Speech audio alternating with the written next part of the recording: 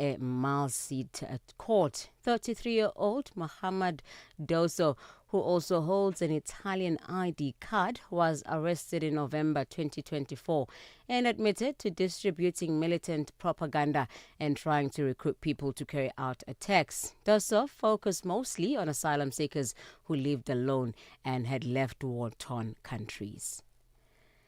Zimbabwean politician Job Sikala and his uncle Alexander Tema have been granted bail each by the Pretoria Magistrate Court in South Africa. The pair face a charge of being in possession of explosives.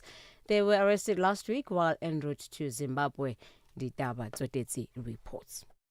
The legal representatives of the two accused told the court that Sikala has no convictions in South Africa and if granted bail, he won't interfere with witnesses. However, the magistrate raised the concerns that Sikala was arrested and convicted in Zimbabwe. He also faced treason charges in that country, but these were since withdrawn. Sikala, a human rights lawyer, and his uncle are expected back at the Pretoria Magistrate Court on the 3rd of February next year. The former French President Nicolas Sarkozy's appeal against the conviction for criminal conspiracy related to illegal Libyan financing for his successful 2007 presidential bid will be heard from the 16th of March to the 3rd of June next year. Sarkozy walked out of jail this week after a court ruled he should not serve his prison sentence pending the appeal, contrary to the initial ruling. Sarkozy was found guilty of conspiring to procure funds for his 2007 presidential campaign bid from late Libyan leader Muammar Gaddafi. He will now seek to overturn the 5-year sentence imposed in September. French Interior Minister Laurent Nunez says there is a high chance he will visit Algeria. Algerian President Abdelmadjid Tebboune yesterday pardoned the French-Algerian writer Boualem Sansal, who was arrested a year ago and sentenced in March to 5 years in jail for undermining national unity. The case had strained the already difficult relations between Algeria and its colonial-era master France.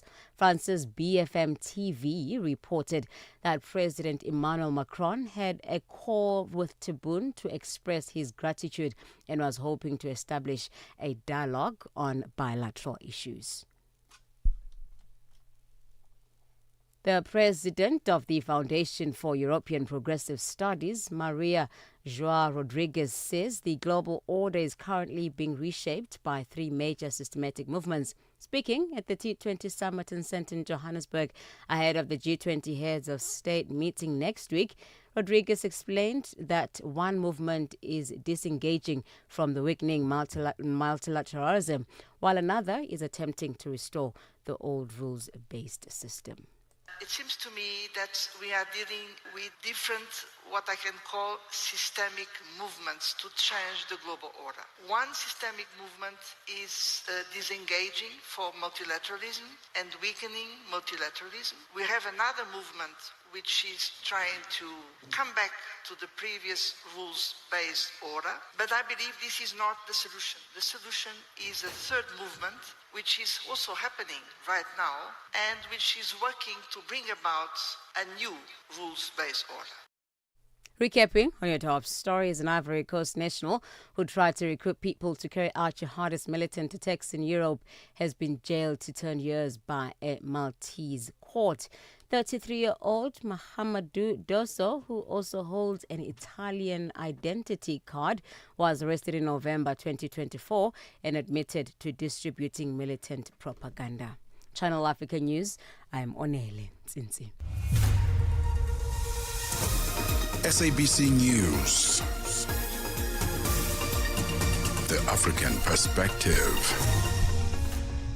And coming up in your sports news this hour, Dutch Players Union backs lawsuit challenging FIFA transfer rules, while Cricket South Africa announced a new sponsor for the men's Protea side ahead of their series with India. Details coming up at 4:30. Connecting Africa to the world. Africa in Business with Tami Ngubeni brings you the latest insights on Africa's economy.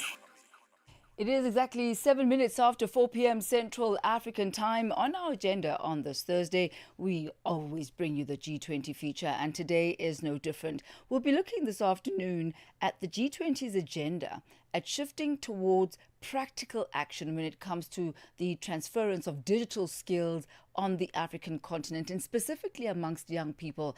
How does Africa need to respond in order to make sure that this digital transition does indeed lead to the facilitation of skills, but also the creation of jobs and much needed innovation that will not only benefit the African continent, but also have a global impact. Also in our C-suite feature, a woman who's the CEO of a company that focuses on assisting individuals and businesses in ensuring and managing that their tax, accounting and legal affairs are up to standard.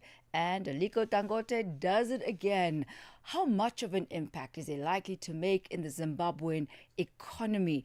He flew to Zimbabwe on Wednesday at the invitation of President Emerson Mnangagwa, and a lot of deals happening between Aliko Dangote and Zimbabwe. We'll be focusing on that with John Kasim, our correspondent based in Harare, Zimbabwe. A very good afternoon to you, Africa. That's what we've got in store for you this afternoon on Africa in Business. Channel Africa. Your Africa, your voice, your channel. Channel Africa. The African perspective. It is 8 minutes after 4 p.m. Central African time. This is where we begin today with the Chief Executive Officer at Proudly South African, Eustace Mashimbye.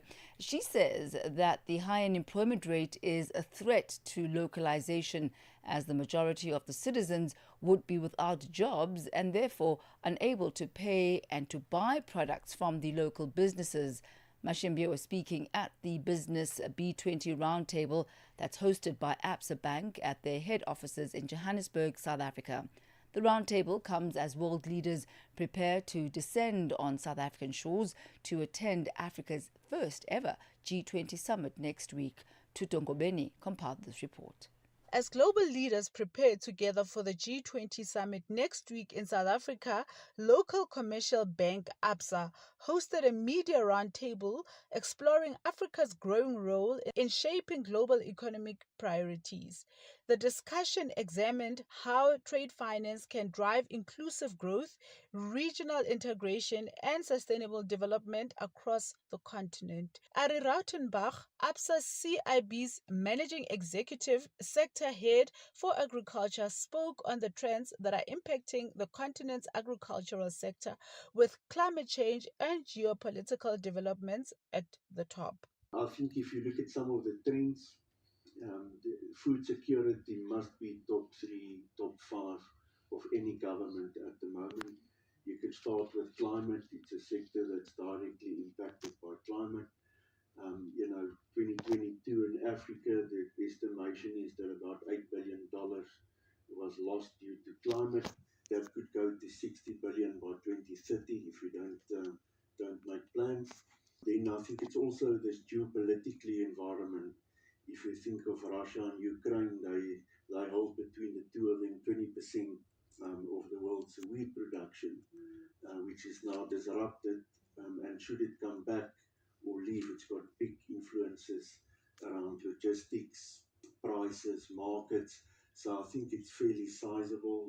Chief Executive Officer at Proudly South African, Eustace Mashimbye, spoke on the role of localization in driving the economy. Mashimbye says a threat to localization is the high unemployment numbers. If not addressed, could lead to more people without jobs, resulting in the lack of a customer base for the local entities. But there's also a greater responsibility to ensuring that you halt in some way the growing unemployment numbers, because the conversation that we continue to have with some of these companies is that who are going to be your customers? Yeah. If more and more of us fall out of employment, who's going to be able to afford the product that you take to market? Bohani Hlongwane, also from Absa, says access to information is a challenge for business growth in Africa. But I think what continues to be a challenge, in addition to the standard challenges that we all know around infrastructure, around high trade costs and others, is access to information. And this is the discussion we have with the AFCFTA Secretariat and governments, departments to say, if I am sitting in Lipalale or wherever, and I'm a business person or wherever in the continent, um, and I need to understand what goods and services actually qualify under the AFCFTA in my country so that I would be able to take advantage of that. How would I know? So I think there's an opportunity in terms of access to information. Asked on the tracking of the commitments made during the G20 summits, South Africa B20 representative Kes Kwavedia says it's hard to track the progress as the G20 and the B20 don't have permanent secretariats, however promised that they're collaborating with other countries that have held the G20 presidency. But what we're trying to do, and when we spoke to Brazil last year, they also put it on the table towards the end of their hosting. And I'm talking to my colleague in Brazil, obviously the US, and then as soon as the 2027 host is announced, talk to them to see if we can, between the previous host, us now, the US, and the next host, put together some sort of mechanism to actually track the recommendation. For Channel Africa News, I am Tutongo Beni in Johannesburg. Got something to say? Are you passionate about issues that matter? Do you have a voice that deserves to be heard? Well, we've got the perfect platform for you. Call in or drop us a WhatsApp on +27 63 406 9126. And we will call you back. So you could have your say and be part of the conversation. 30 years of age. I just turned 30 on the 15th of November. So that's who I am, you know. It's not just talk. It's your chance to air your views. Share your opinion. Engage with a community that values your perspective. Follow us on our social media. Visit our website at www.channelafrica.co.za and get ready to share your views on Channel Africa, the African perspective. Conversations are happening, and Channel Africa is at the heart of them. We tell the African story with clarity, pride, and purpose, reaching audiences that matter to your brand. Partner with us and connect your business with listeners across borders in multiple languages and markets. For partnership opportunities, sponsorship, or sales, email us at partnership@channelafrica.co.za. Channel Africa, the African perspective. The voice of the continent, now online, with all your sports fixtures, lifestyle, and more.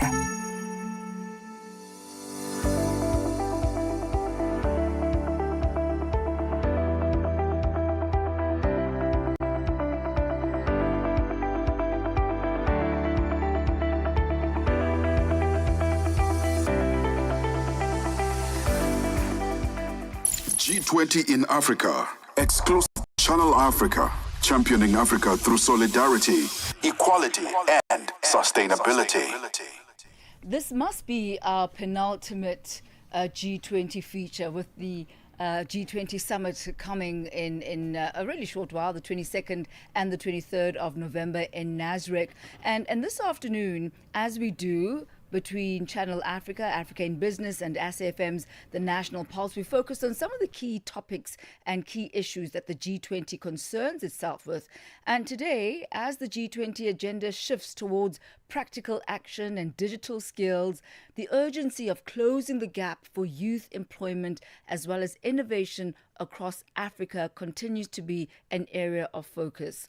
Martin van der Zee, who is strategy lead Group Technology at Sanlam, says even though there are efforts among participants in the 2025 G20 and B20 task forces to develop integrated and actionable responses to the demands of a new digital era, the continent's response requires extensive realignment of policies, of institutions, as well as resources that can drive the realization of the benefits that technology enables. And I tell you what, John Gerika, as we continue focusing on this, I'm sure this is also something that's really going to be coming out on the weekend of the 22nd. Yeah, we had a conversation. Tech Africa has been on the go down in Cape Town over the last couple of days as well, and this is one of their highlights as well, is trying to close that gap in Africa. And as Van Zier continues to say, that gap threatens growth and widens the disparities as adoption of tools such as AI accelerates in developed economies at a pace that surpasses our continent, and that public-private partnerships can offer that needed solutions. However, he's emphasized that these collaborations must prioritize developing digital skills, creating job opportunities, we need those, and promoting economic participation, especially in fintech, at a faster pace. So let's get into the how of all of this. And for this conversation, we joined this afternoon by Martin van der Zee, Strategy Lead, Group Technology at Sanlam. A very good afternoon to you. Welcome to Africa in Business and the National Pulse. Good afternoon, Tammy. Thanks for having me, and hello to your listeners as well. Martin, G20, B20, these big task forces, they all get together. How are they going to shape Africa's approach to closing this digital skills gap? Yeah, John, I think it's probably been our biggest focus at the moment is Sanlam, is how do we move beyond the talk and the policy and just drive straight into action? How do we just do more as opposed to talk more? Because you are right, I think one of you said that gap is widening significantly. The rest of the world is accelerating. And if we get left behind, it's a bit of a compounding effect. So, I mean, I think one thing that stood out for us is the public-private partnership is key. The private sector can't sit on their hands about this and do nothing about it. They actually have to invest and take a bit of risk and lead and do their part in it. So I think that becomes quite key. And then, we've got some wonderful financial institutions and other institutions doing practical things about this. I mean, if you look at someone like AWS, they've got the skills center in the city center where you can walk in, get skilled up on cloud and AI and other things, and walk out and get linked up with opportunities. Or someone like CodeSpace, who instead of taking you through a traditional university 3-4 years, they'll put you on a 6-month crash course and teach you how to code. And there's a lot of bursaries and other such mechanisms they use to give people with fewer opportunities a chance. And they've got a really successful placement rate, where an organization can sponsor that person, they get upskilled, and they begin delivering. So there's certainly practical things out there. I suppose we just need a few more of them. And as you mentioned that, Martin, it just becomes so much more apparent how learning has changed and how capacitating yourself for a career and being able to make an impact in the world, how that has evolved. It's not business as usual. But I wonder if there's alignment between the discussions that you've been having, the G20, B20, you've been having these ongoing discussions around digital transformation. But is your agenda aligned with Africa's own frameworks, such as the African Union's digital transformation strategy? I think so. I think it's just not into action yet. I think we just really have to take that next step, and hopefully that's what next week entails. I mean, and Africa has got brilliant success stories. I mean, it's Ghana's 1 Million Coders initiative, right? That was incredible, what they managed to achieve there. And if you've spent any time in Kenya or Nigeria, you will see the youth actively participating in the digital economy and upskilling themselves. So I think it's aligned, but I think it's the action that's missing, and I suppose that's where we can learn from the likes of Vietnam and others. But a couple of the Sanlam team were in Vietnam recently, in line with our partnership with Time, and one of them said when he went out on a Friday night, he says that there wasn't a lot of partying. There was just young people, the youth, sitting in coffee shops writing code. And he thought that was amazing, and we all thought, imagine it would be like that on this side. Ooh, it's a different kind of party. Yeah, it's a different party. Yeah, we need cheap data. There are the worries about the big boys not coming to the G20. Donald Trump skipping out, Mexico adding their name in there, Argentina. I see China's getting pulling out as well. So the remaining countries, how can they help close this digital divide, and how important is that partnership with the really rich countries on the planet? I think it's really key. I mean, we're a little bit behind in many respects for many reasons, but we do have a lot of interest from the rest of the world to try and see Africa succeed. There's also that little hidden agenda that Africa is the next sort of horizon of growth, right? So there's a lot of people interested in pushing into Africa, and we see it more and more daily with our institutional investors. I think they can help with capital and experience and platforms, and then getting those core infrastructure things right. If you don't have data and you don't have cloud credits or AI credits, you're just not going to learn. So they can come a long way in helping us to just put very practical infrastructure in place and platforms that then lets us do something with it and sort of accelerate it. And that word practical coming out of your mouth once again this afternoon, Martin. And on that issue of practicality, what role should the private sector and particularly businesses that are represented in the B20, what role should they be playing in translating this global policy into tangible training and job opportunities across Africa? So the kind of date nights that we're having are the kind of date nights that they're having in Vietnam. And there's this culture of digital culture of data and learning and innovation that becomes trendy amongst the youth, but also just so accessible.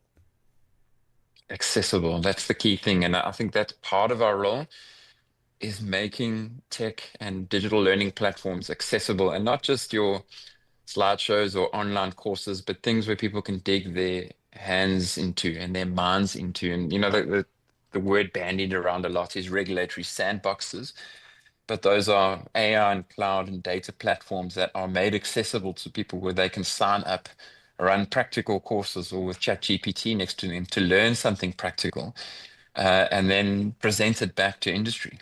And then industry either give them an opportunity with that or employ them. And then I think the second thing is that industry and companies must take risk, right? You have to hire and invest into people that might not work out, or maybe they're not the best, but you take a chance on them and upskill them and give them a chance. And then pushing into programs like CodeSpace and AWS to expand that horizon is quite key as well. But I think it's mostly about giving people a chance and investing into programs. And what's interesting is if you invest into the youth and you look at other countries like India, they pushed a lot of digital training into youth, and I think the unemployment rates amongst youth went down from 9 to 4%. But they also got massive financial inclusion off the back of that, because the youth build for the youth and the youth build for digital. So yeah, we certainly have a very pragmatic responsibility to do something and not just talk from the sidelines. I'm very confident. I mean, I was playing around creating my own website using AI the other day, and if I can do it, then I'm imagining young people who are brought up on the internet can do it. What makes you so confident that this is all within the continent's grasp? I think if you meet enough people in South Africa and Africa, you build this this crazy confidence. I mean, I don't know if you saw a video posted by Rassi the other morning on his Twitter after we beat France, and that made me extremely patriotic. But it was a deep hope that we have the dog in us to fight and to drive and to move. But then you just have to spend a little bit of time in Kenya and Nigeria and others, Morocco. I mean, the youth are keen and they're on fire. They just need to be given the opportunity. So meet enough people, and you'll see the deep skills in the young population we have. We can do this, man. Are there any projects that we could look to, Martin, on the African continent? You mentioned Kenya, Nigeria, Morocco, and we've been speaking a lot about South Africa. But projects that you believe are quite turnkey or worthy of being put on the best practice scale that the continent is already implementing, because we know the innovation is there, the talent is there, the opportunity is what's needed, and the infrastructure to allow young people to be able to innovate. Yeah. So I think there's a few programs around zero-rated data for specific resources that just give people access, and spreading infrastructure to areas where people don't necessarily have it. I mean, hopefully Starlink now with their recent news helps us get there. So perhaps they can come to the party and give Africa some internet access. Then I think very practically as well, a lot of the money that gets poured into technology ventures comes from big hedge funds or VC funds. But we do need a bit of capital to push into maybe not 10x companies that every private equity firm is looking for, but maybe 10x return in social and capital and skill capital that we can give people a go and let them try something in the markets. And if they fail, they fail. But at least we've built some skill in people and moved. And then I really think the guys at CodeSpace have got something right. To put someone into a fully developed engineer to go and code in financial services enterprise in 4 to 6 months for very low cost is something we have to offer and possibly push people away. I'm not saying don't go to university, but with the sort of digital skills that are now in demand, getting to market quicker is a hell of a lot easier. And I mean, someone said to me at work the other day, but how can I get skilled on AI? I don't have any resources. And I was like, use AI to build yourself a training plan and then you'll get skilled. So yeah, but the key thing is people need sponsorship on those resources. And I think that's where the G20 countries and enterprises can come to the party. I was going to say, you mentioned data, but even a laptop is well beyond the reach of a young kid in the Eastern Cape or anywhere in the continent who wants to just get onto the internet. Exactly, yeah. So the practical hardware is quite key as well. Yeah, and talking about that, could you highlight perhaps, Martin, some of the other main barriers that you see to implementing these global digital skills strategies across the continent? I think that John probably summarized it well. Is just in terms of infrastructure and channels to do so, and then we are very rural in many senses. We are split. Quite far and spread wide. We're not highly concentrated with the likes of India, Vietnam. So India does have quite a rural aspect. So but it comes down to capital as well and building up more metropolitan and developed areas that we can actually give people to have access to that. So yeah, it's definitely a problem worth solving, but not an easy one. All right, we have to leave it there. Thank you very much, Martin van der Zeer, Strategy Lead Group Technology at Sanlam. Thank you very much. G20 in Africa, exclusive to Channel Africa and SAFM, championing Africa through solidarity, equality, and sustainability. So that was our weekly G20 feature focusing on digital skills, the digital skills gap on the African continent. How can we close that?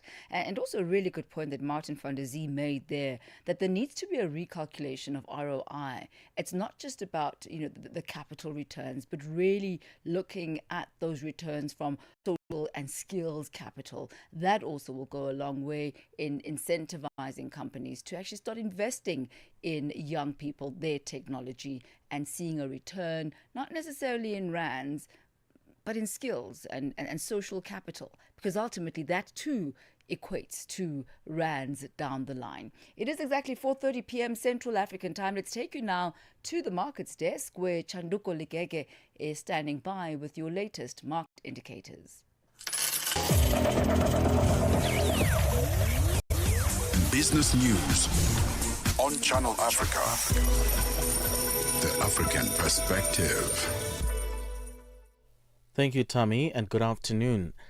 $1 is trading at 17 Rand 11 in South Africa, Botswana 13 Pula 34, Namibia 17 Namibian dollars 11, Zambia 22 Kwacha 46. Kenya, the dollar is 128 shilling 216, Ethiopia 153 big 849, Uganda 3000 shilling 577, Tanzania 2000 shilling 444. $1 in Nigeria is 1,000 naira 438, Egypt 47 Egyptian pound 18, Tunisia 2 dinar 93, Algeria 129 dinar 566, Morocco 90 ram 15. Angola 911 Kwanza 151. The Congolese franc is at 2,168 to the US dollar.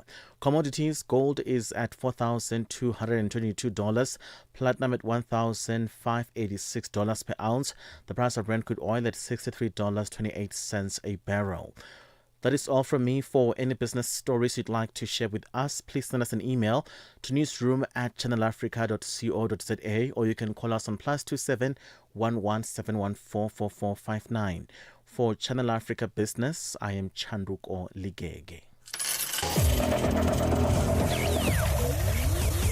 Business news on Channel Africa. The African perspective. And for the latest from the sports desk, here is Musibudi Makura. Sports on Channel Africa. The African perspective. Thank you so much, Tammy. Very good afternoon from the sports desk. Now, the Dutch Professional Players Union pledged its support for the Justice for Players Foundation's class action lawsuit that is targeting the Dutch Football Federation, global soccer body FIFA, as well as several European football associations over transfer regulations. Now, the VVCS, which represents professional footballers in the Netherlands, is following in the footsteps of French Players Union UNFP, which threw its weight behind a mushrooming legal challenge to FIFA's transfer system just last month.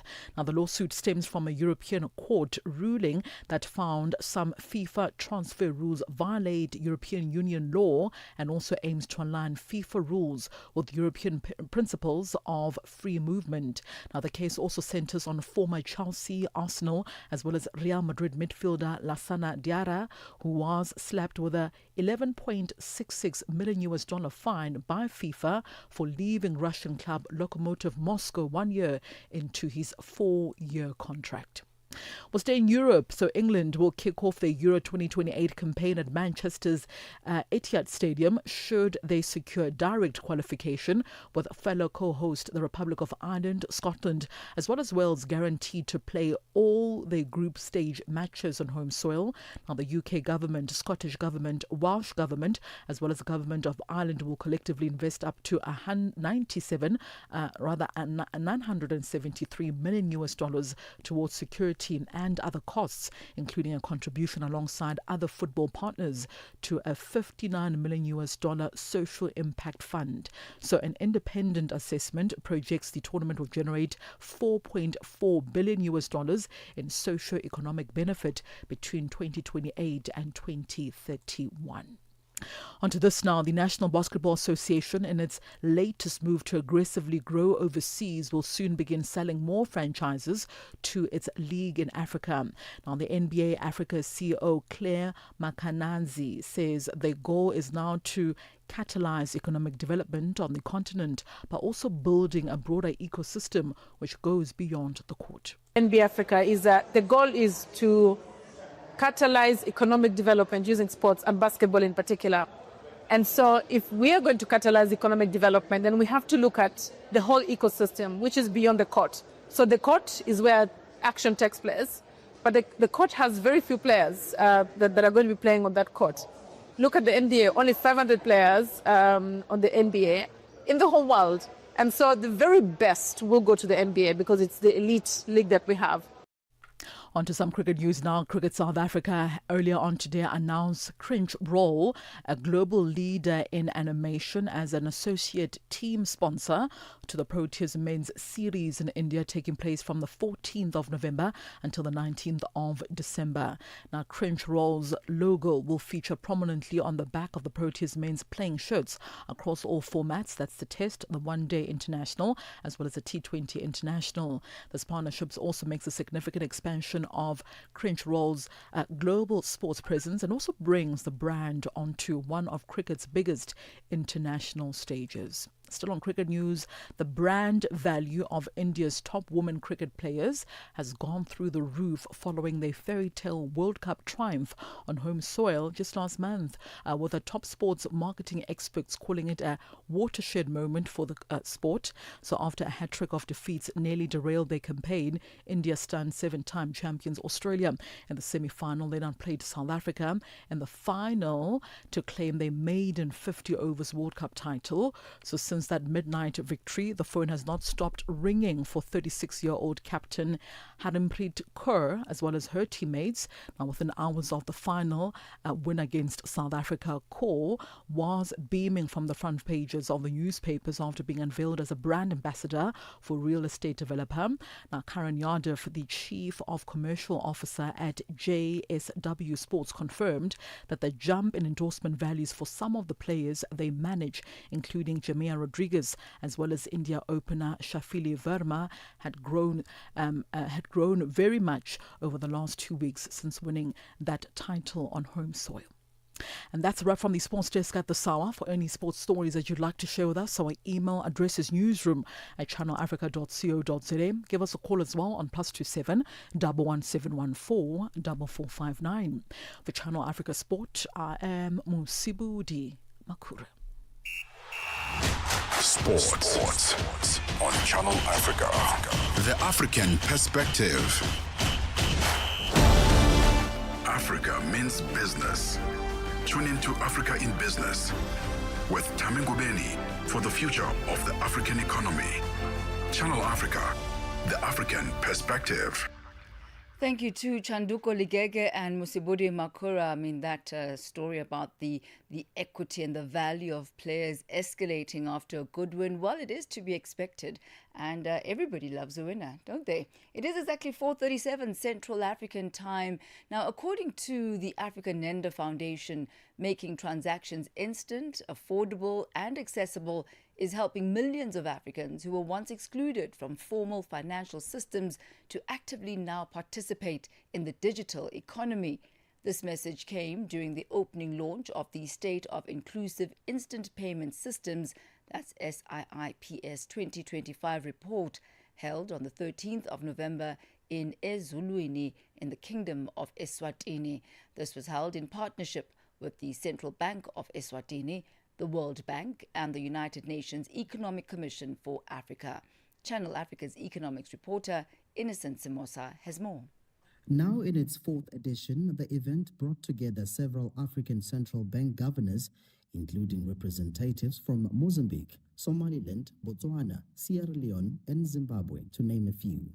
Those behind the report says it seeks to provide data-driven insights to help policymakers, regulators and industry leaders shape a more inclusive and connected financial ecosystem across the continent.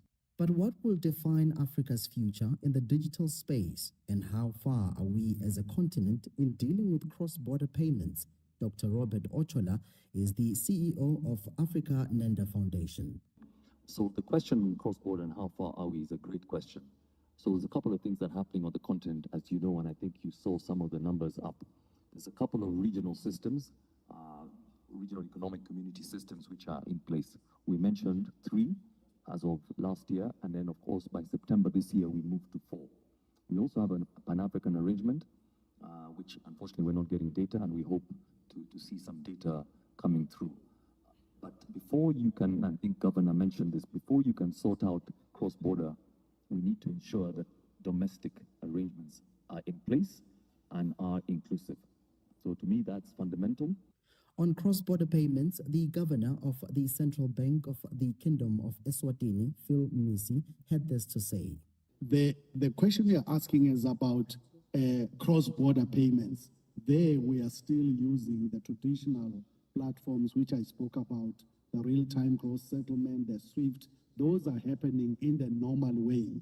But where we are focusing on now is ensuring that payments locally are instant. And in our case, they are within a minute. You can now pay somebody between Momo and the bank to a Momo account, etc., etc. As of 2024, Eswatini's gross domestic products was estimated at around $5 billion. However, The governor says digital literacy and unemployment continues to pose a long-standing challenge for the nation. I think we need to be humble enough to learn from others, adopt and adapt those practices, those strategies, so that we don't reinvent the wheel. The challenge with African countries is to operate in isolation.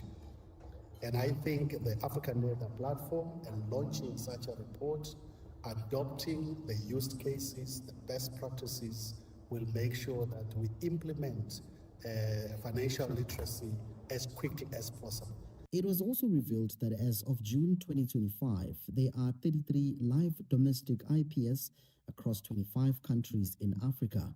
With growing momentum behind digital transformation, the SIIPS 2025 report highlights Africa's drive to build faster, safer, and more inclusive payment systems, ensuring that no one is left behind in the digital economy. For Channel Africa News, I'm Innocent Simosa in Eswatini. Celebrate life every day. Tune in to Channel Africa. Stay connected through our new website and free mobile app. It is exactly 4:42 Central African time. This is a very much anticipated time of the afternoon every Thursday as we host another exceptional individual in the C-suite. Today we have a tax specialist with a nuanced advisory in legal and accounting, Nala Sesetu Xekeshe. As a professional, Sesetu has worked for PricewaterhouseCoopers, SARS, as well as Investec. She later founded Nala, a firm dedicated to transforming how South Africans manage their tax, legal and financial affairs. She says the company seeks to give clients clarity as well as confidence in navigating complex financial and regulatory challenges. She joins us now on the line. A very good afternoon to you. Good to have you with us on Africa in Business. Welcome. Thank you so much, Tammy, and thank you so much for a lovely introduction. Well, look, it's all you. I have very little to do with it. You've done all of these amazing things.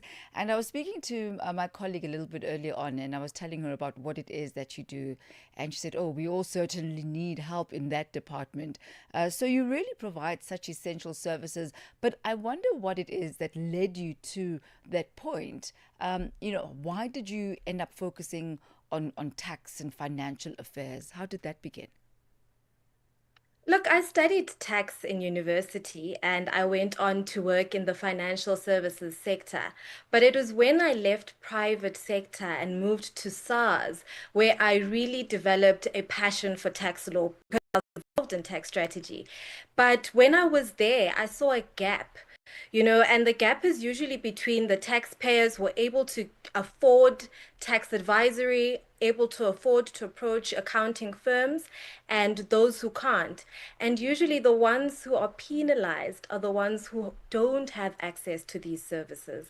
And for me, that's what sort of gave me that conviction to say, I want to use my profession also as a tax advocacy tool and provide these services to, the underserved taxpayers.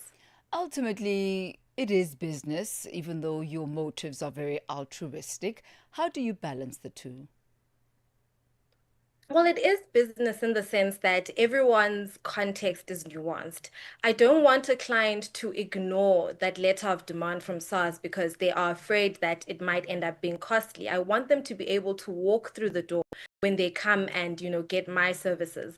But with complex matters, then it obviously gets more expensive. But, the whole idea is for that first walk-in or that first consultation, it shouldn't cost an arm and a leg for that client to get at least guidance or advice on their tax matters.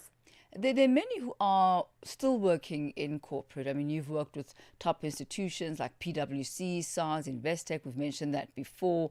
But what did it take for you to actually boldly step out on your own? Because there's something about being employed, right? There's something about having the security of a job. What was that transition like for you as you decided to move on to another chapter in your life? Any fear, any challenges during that era? Look, there comes a point where, profits aren't really what you are motivated by, or your salary isn't really what you're motivated by, especially because we're all participants of this economy and Africa as a continent. And I think I had reached that point in my career where I said, I've been here at SARS for 3 years and I'm seeing how the system operates, from both the taxpayer's point of view and a SARS point of view. So I decided that it was important to sort of bridge that gap, and at the end of the day, SARS is there to collect revenue. And at the end of the day, taxpayers shouldn't feel like tax is a burden. And so for me, it genuinely was that, to help SARS and to also advocate for tax justice. And how have you positioned your company to be different from the traditional tax or accounting firms in South Africa? You mentioned that the price point as one of them, and that's just that area of comfortability that you want to give to your clients. But I wonder what else? Look, tax and compliance and accounting can be very overwhelming, and I've seen it firsthand.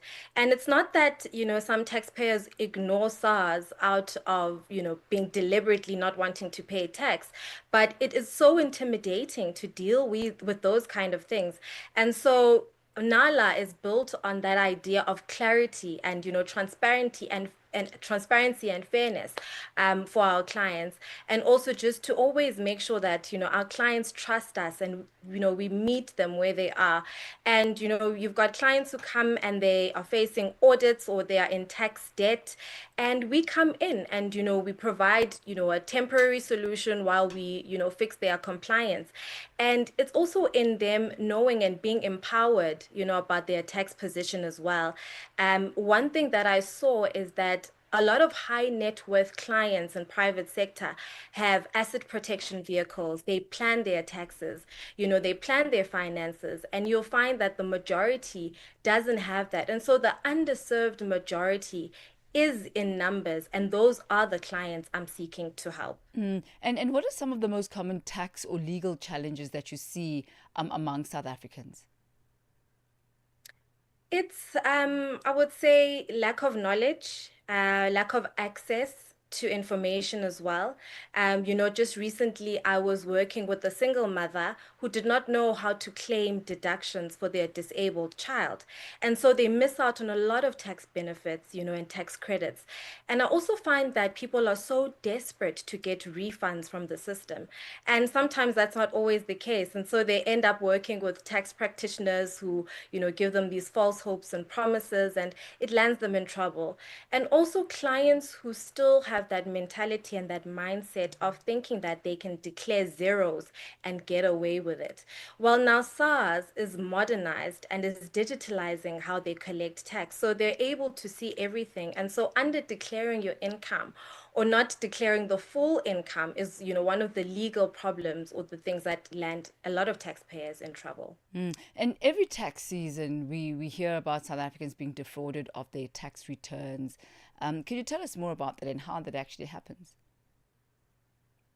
That happens when, taxpayers are so desperate to get something out of the system. And so they approach taxpayers who promise them, these exorbitant refunds.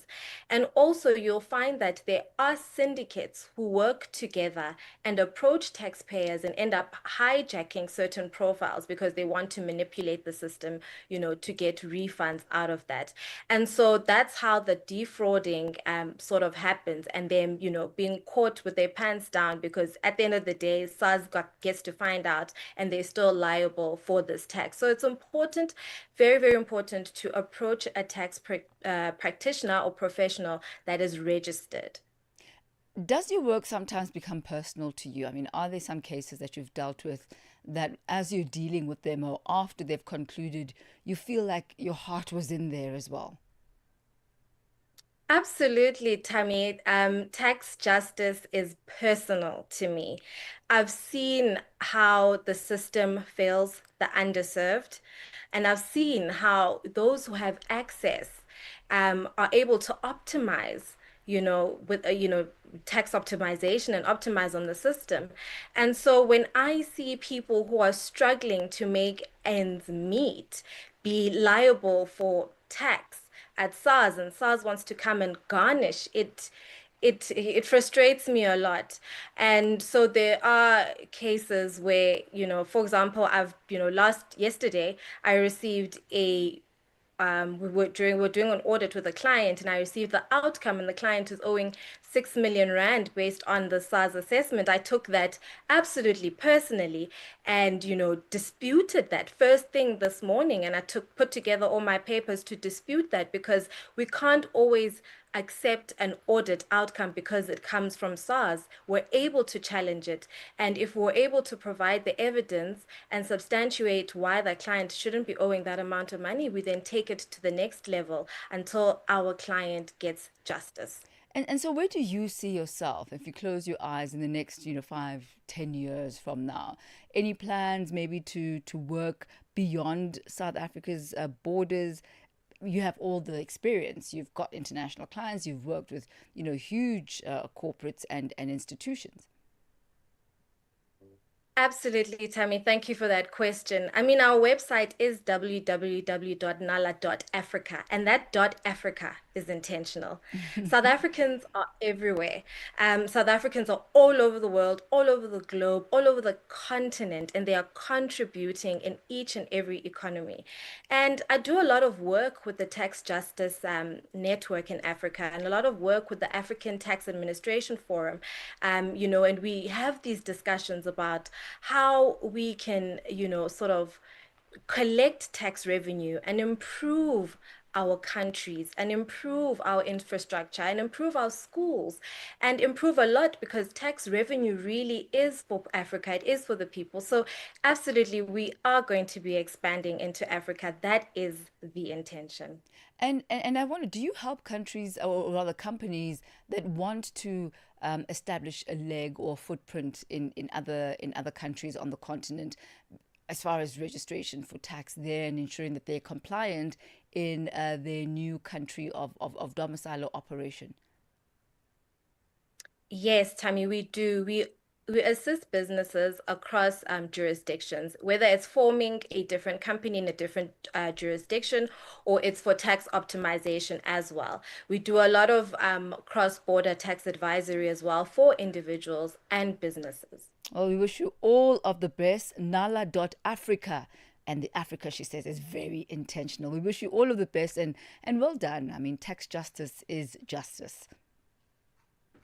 Thank you, Tammy. Thank you so much for this opportunity. It's been awesome hosting you. That's our guest today on the C-Suite, tax specialist Sesetu Lekeshe. Text us to exactly 4:53. We say bonjour to Madame VuesdAfrique. Bonjour Tammy, bonjour à tous les auditeurs de Channel Africa sur Vue d'Afrique. Dans quelques minutes, il sera question du Sénégal, alors que les tensions s'accentuent entre le Premier ministre et le Président de la République. Plusieurs voix en tout cas, appellent au calme. Nous parlerons également du Soudan du Sud. Le président Salva Kiir a limogé son vice-président Benjamin Bolmel, considéré comme son successeur probable. C'est tout à l'heure avec plusieurs autres sujets sur Vue d'Afrique. Merci de rester connecté. Merci Tammy. Merci Joelle. She joins us at 5 p.m. for Vue d'Afrique. That's how we come to the end of Africa in Business, but not before we focus a bit on Aliko Dangote. We know we've spoken a bit about all the work that he's doing. He is the Nigerian billionaire and Africa's most popular businessman. Well, he has signed several deals with the Zimbabwean government. This follows his response to the invitation by President Emerson Mnangagwa. Dangote, whose net worth stands at $25 billion, flew into Zimbabwe on Wednesday to explore opportunities in the country's cement and energy sectors, nearly a decade after a similar investment plan failed to materialize. You'll remember that was in 2015. Meanwhile, the deals include construction of a new petroleum pipeline to Namibia, a cement and fertilizer plants. More from John Kasim, our correspondent based in Harare, Zimbabwe. Aliko Dangote, Africa's most wealthy and popular businessman, has put ink to several deals with the Zimbabwean government. This came after an invitation by President Emerson Mnangagwa for Africa's wealthiest men to invest. Dangote's visit came as a surprise, as in 2015, he had an attempt to invest in Zimbabwe but he returned empty-handed. According to him, the environment then was not transparent, hence his return and signing of new deals. Coincidentally, Dangote's visit occurred just after the government reduced and scrapped several fees for business licenses and permits. This has made the country one of the most favored countries for investment. Meanwhile, Dangote signed deals that will enable him to help construct a new petroleum pipeline to Namibia, where Zimbabwe will receive Nigerian oil.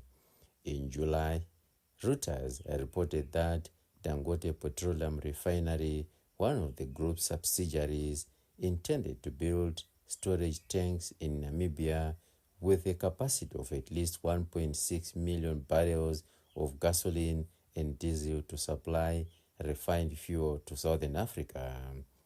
Dangote, who is into cement, will establish cement and fertilizer plants. While his government officials did not say anything, Dangote himself revealed details of the new deals worth more than $1 billion. This makes his investment deal in Zimbabwe one of the most lucrative since the coming in of President Emerson Mnangagwa. I've just actually signed an agreement between Zimbabwe and the Dangote Group to do various investments in various sectors, some of which, of course, in the broader in cement, some of it in power generation, some of it in pipeline to bring petroleum products. You know, we're in the business of producing oil. We have the largest refinery in the world, single lane in Nigeria, and we want to bring it to Walrus Bay and then pipe down here. So there are a couple of other investments which we're looking at. Broader investment really is in hundreds of millions of dollars, maybe even up to $1 billion. But you know, we will tell you the amount as we go along. But really, it will be over $1 billion because of the pipeline. Dangote said Zimbabwe's business environment had improved significantly since his last visit. Oh yeah, there are quite a lot of change between that time when we came and now. Government is solid. There is a lot of transparency, and also when you look at what His Excellency has actually done in terms of turning the economy around, that really gave us the confidence that look, this is the right time for us to come and invest. And it's like somebody when you pass exam, people have to be good mark. So His Excellency has passed that exam, and that's why we're here, to make sure that we give him a very big mark to come and invest. In Harare, Zimbabwe, for Channel Africa News, this is John Kasim. Africa in Business on Channel Africa.